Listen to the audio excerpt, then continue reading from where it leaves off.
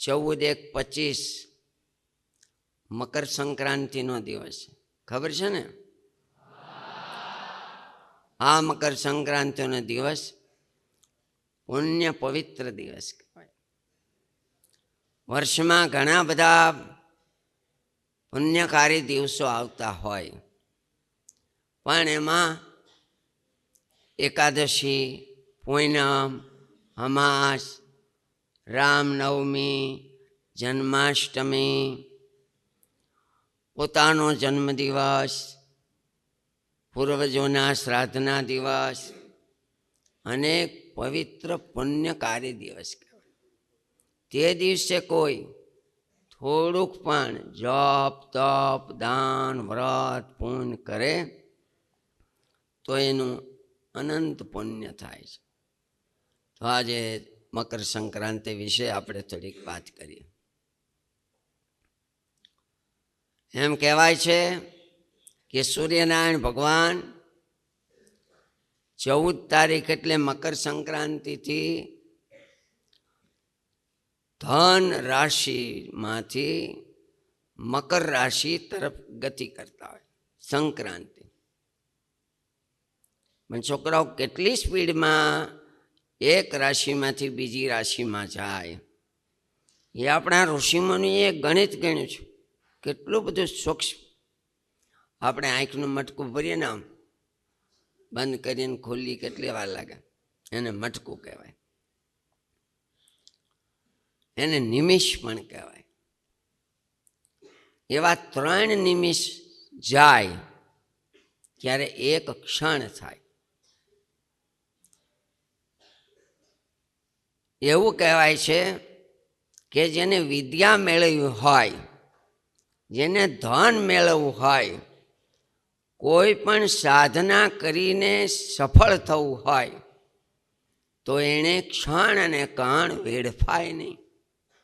ક્ષણશ કણશ્ચ વિદ્યામર્થમ ચ સાધયેત. ક્ષણે નષ્ટે કુતો વિદ્યા, કણે નષ્ટે કુતો ધનમ. એક એક ક્ષણ તમે બધા અહીંયા ભણો છો, તમારી એક એક ક્ષણ બહુ જ કિંમતી છે. અને તમે ભાગ્યશાળી પણ છો કે ભણવાના નિમિત્તથી તમે આ નૈમિષાણ ક્ષેત્રમાં અભ્યાસ માટે તમારા માતા પિતાએ તમે મોકલા છે. બધા મા બાપને એમ થાય છોકરાઓ સંસ્કારી બને, સુખી થાય, આગળ વધે. બધાને એમ હોય.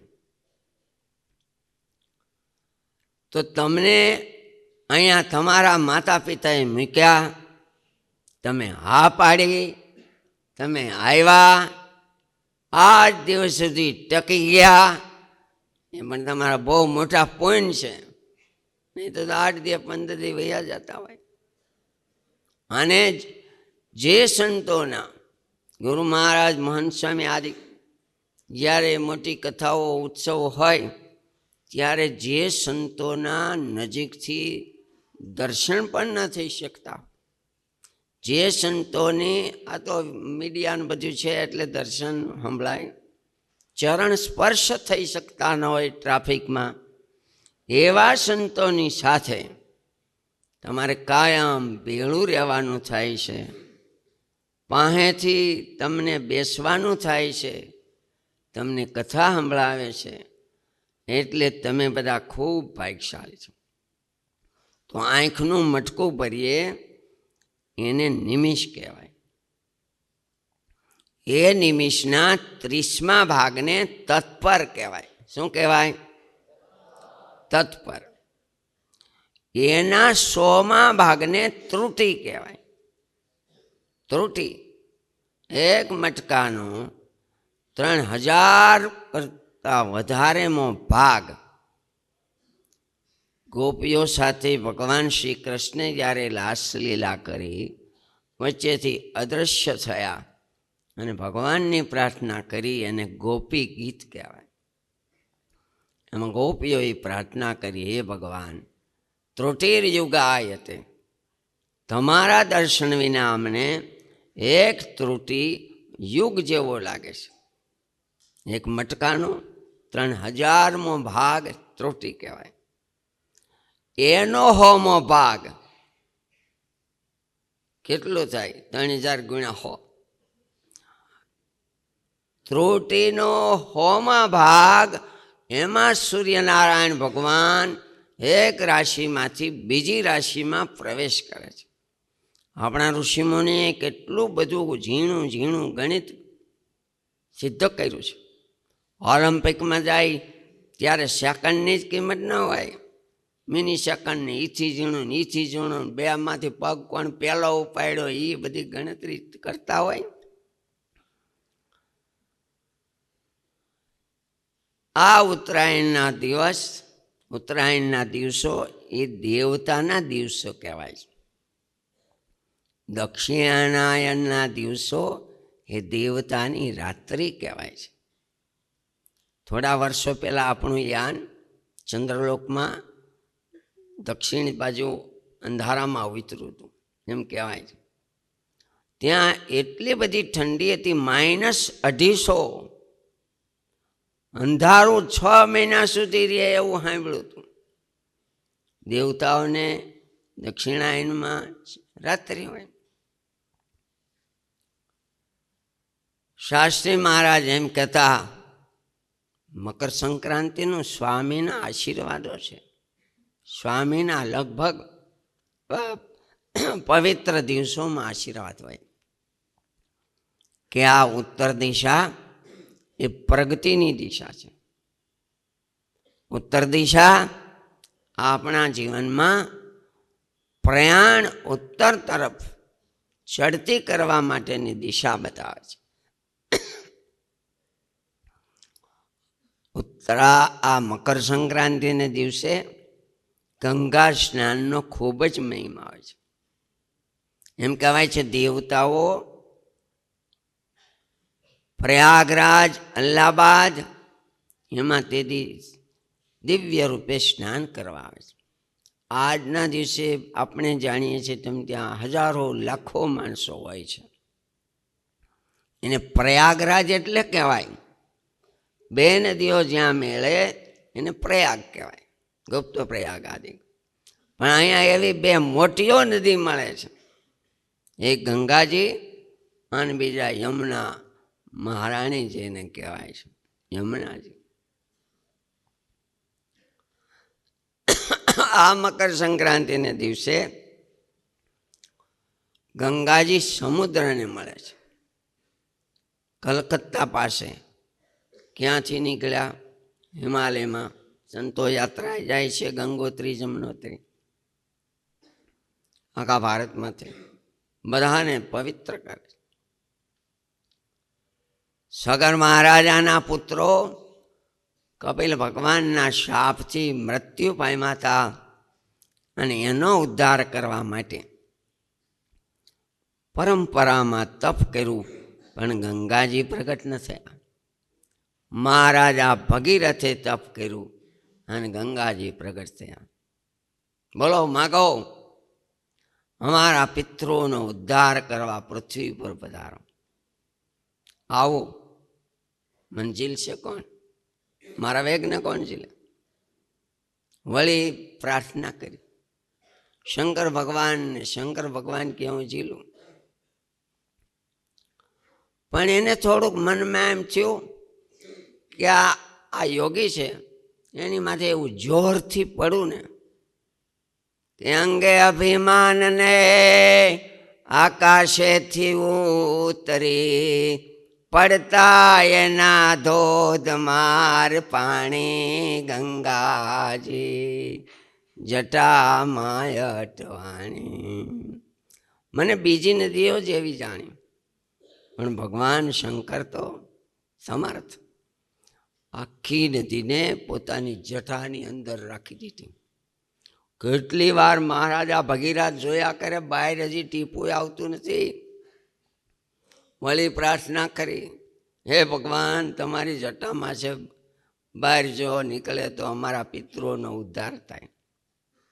એને એમ હતું કે હું હમણાં આમ અરે મહારાજ અમારા પિતૃઓનું કલ્યાણ થાય એવી દયા કરો. કોઈ પણ સારું કાર્ય કરીએ એટલે એમ કહેવાય સારા કામમાં 100 વિઘન. તમે બધા ભણો છો, કાલે મોટા થશો, ધન કમાશો, વિદ્યા ભણશો, એમને કાંઈ સફળતા મળે નહીં, કોકને મળે. પણ કંટાળ્યા વિના એ કાર્ય કર્યા જ કરવું જોઈએ.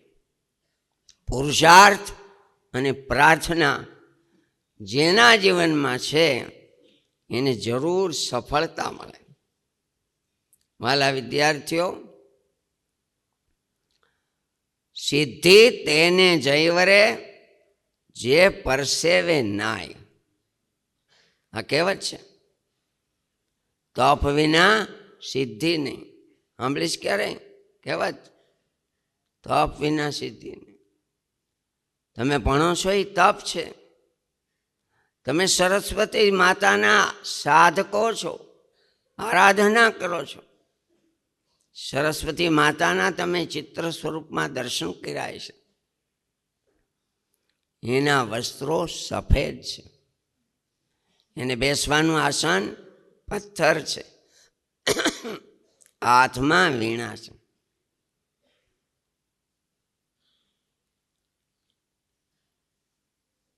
અને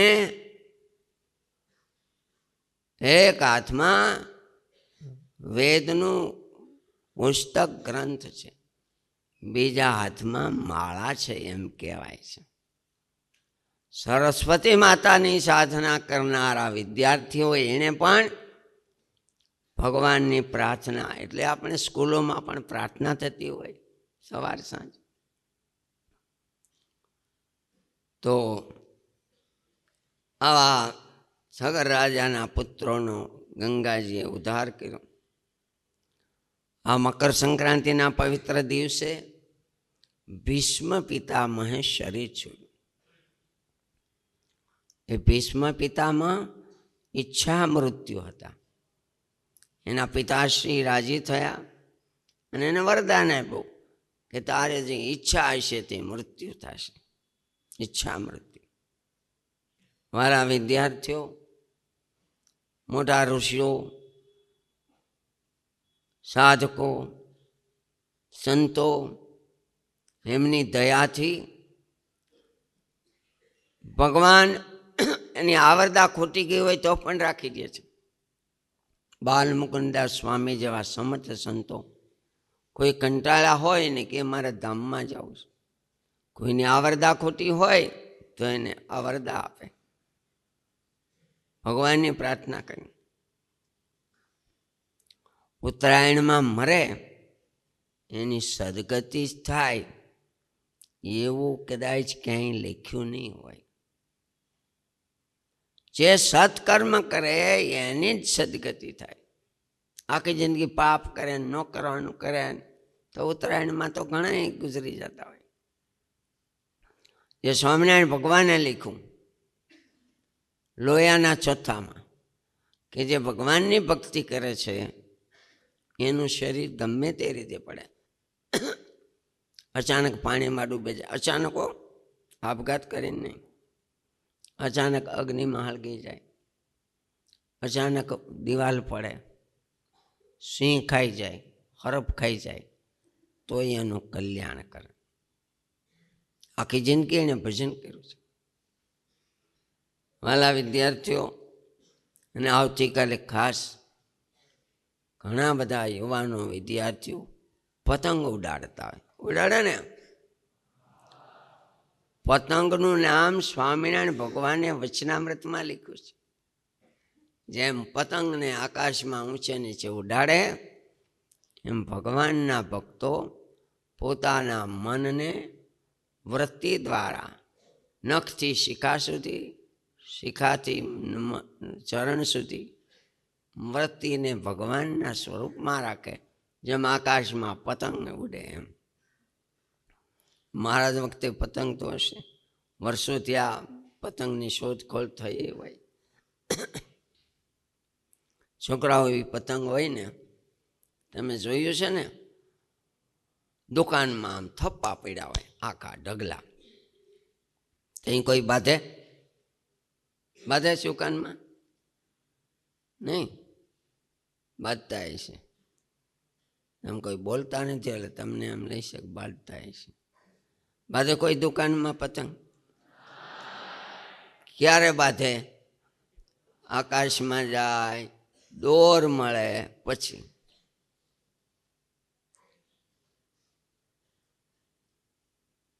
સંપત્તિ મળે, સત્તા મળે, ત્યારે અહંકાર આવે અને ઘણી વખત સમજણ ન હોય તો બાંધવાનું પણ શરૂ થાય. એક બાપે દીકરાઓને કઈ રીતે સાચવા હોય, મોટા કર્યા હોય, મજૂરી કરી હોય, ભાગ્યા રાખ્યા હોય.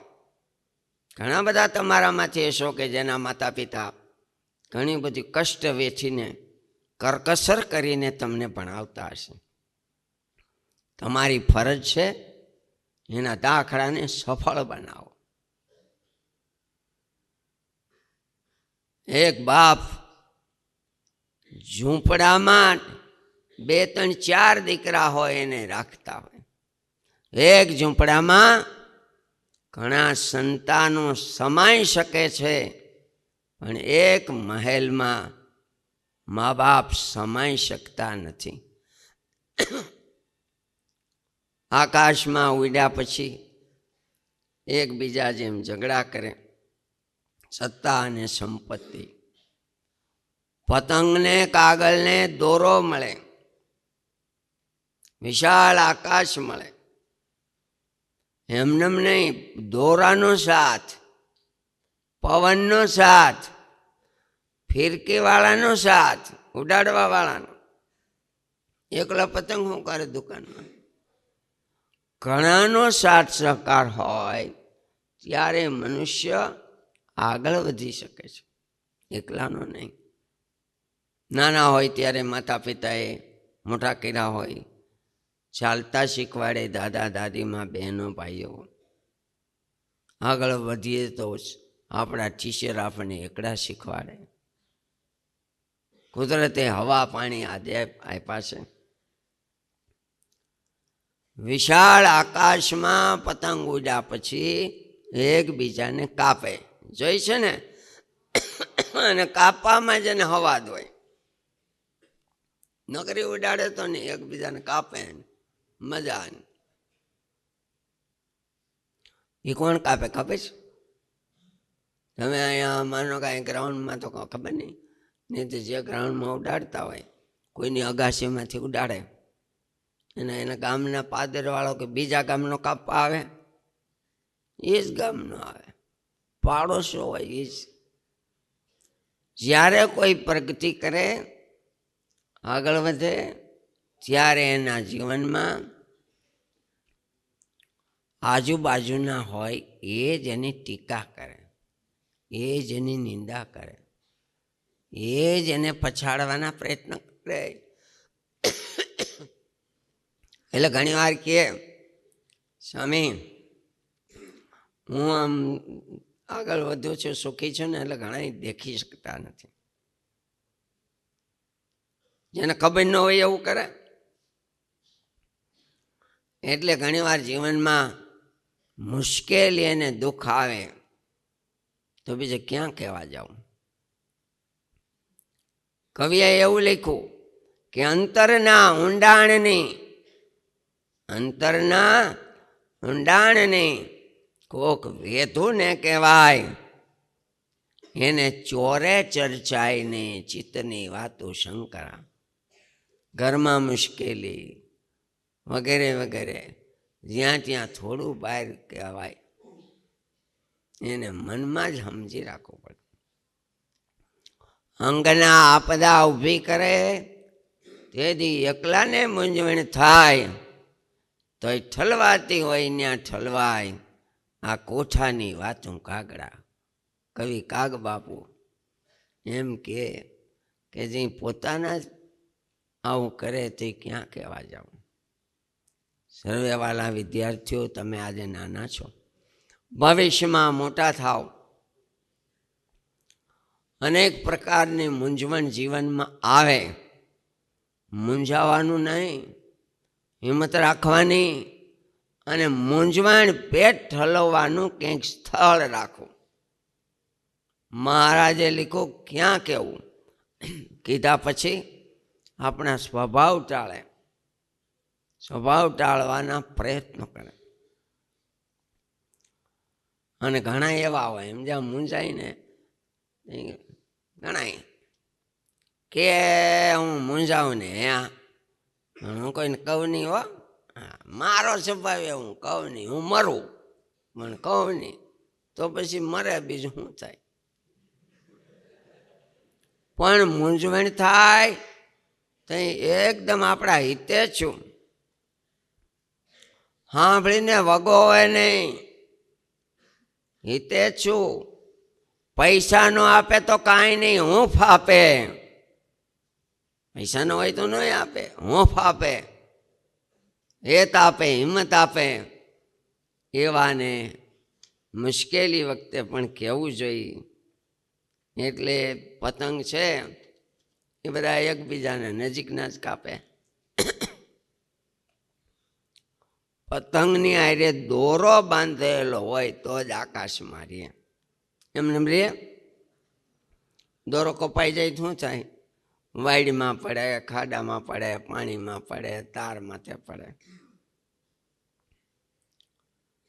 કોઈ પણ કાર્ય સફળ થવા માટે અનેકની મદદની જરૂર છે. આપણા જીવનમાં પણ ધર્મ હશે, સંસ્કાર હશે, માતા પિતા આદિકના કયામાં રહેવું, ધર્મ નિયમ રાખશું, મર્યાદા અને સંયમમાં, તો આપણું એન્જિન સાથે ડબ્બાનું જોડાણ હોય એવું માનવાનું. રેલવેના ડબ્બા જોયા ને,